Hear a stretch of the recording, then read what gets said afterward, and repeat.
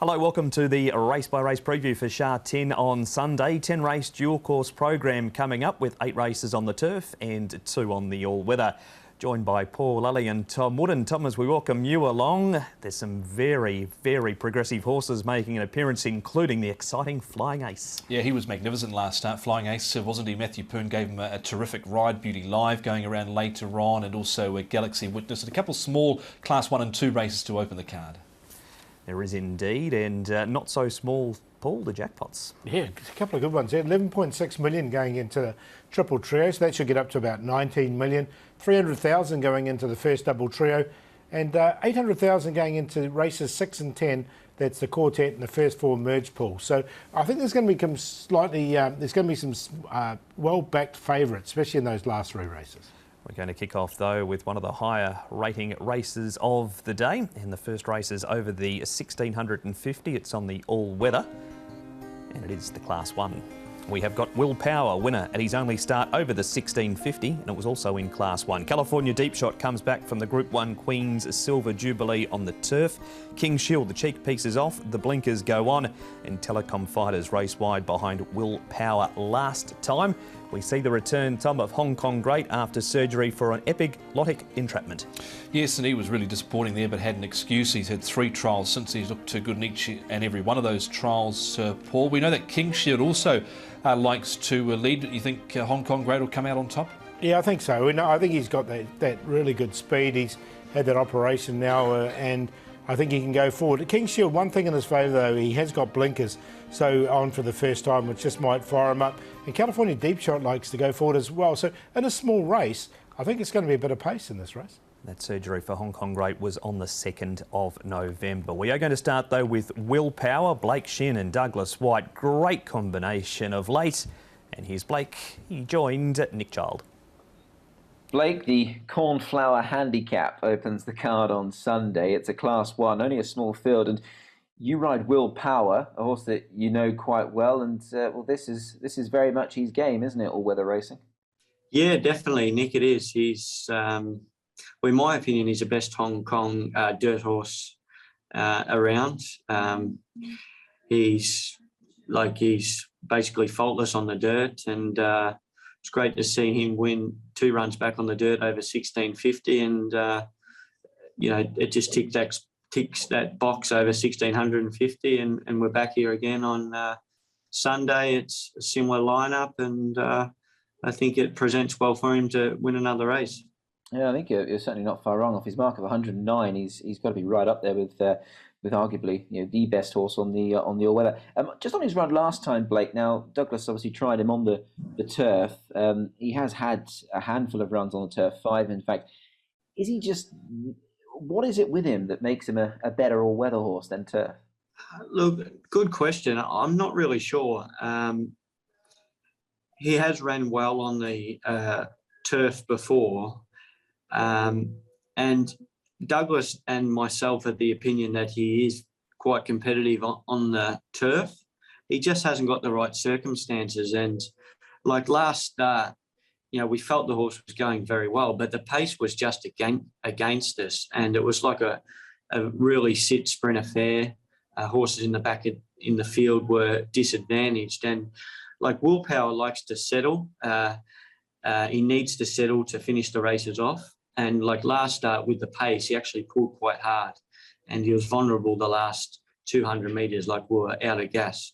So, you know, I'm not completely wiping off that he can't win a race on the turf. He just needs everything to fall his way.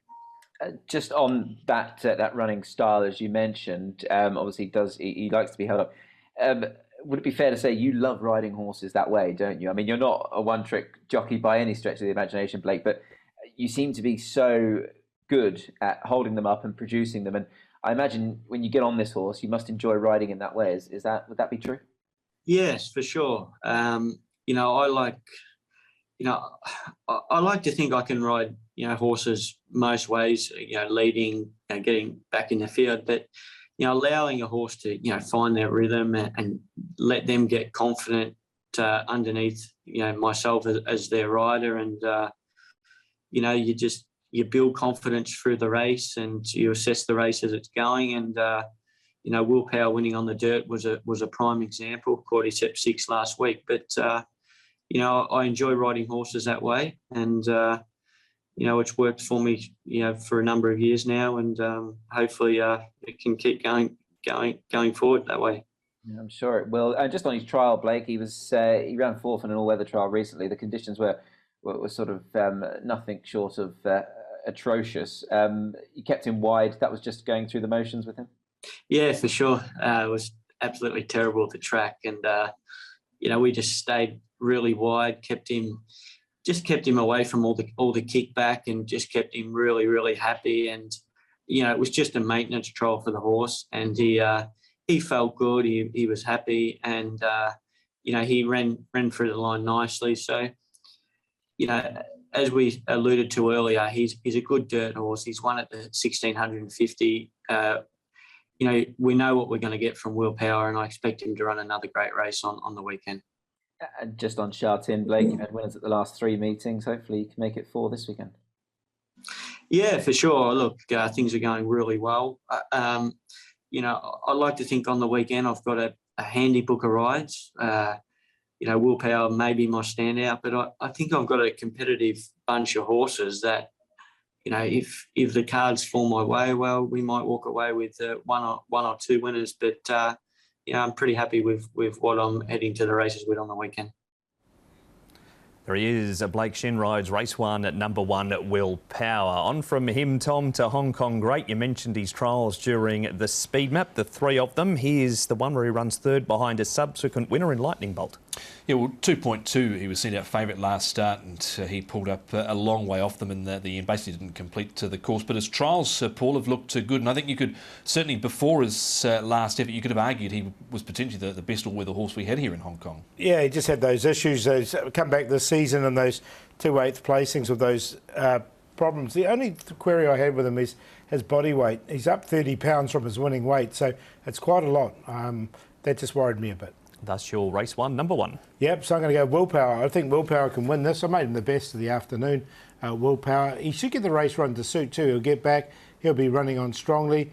Again, Hong Kong Great is a very good horse in the dirt, so he's in there for 2nd. Red Desert, another one that can perform well on it. And California Deep Shot was a good run from him behind Willpower when he did run on the surface as well.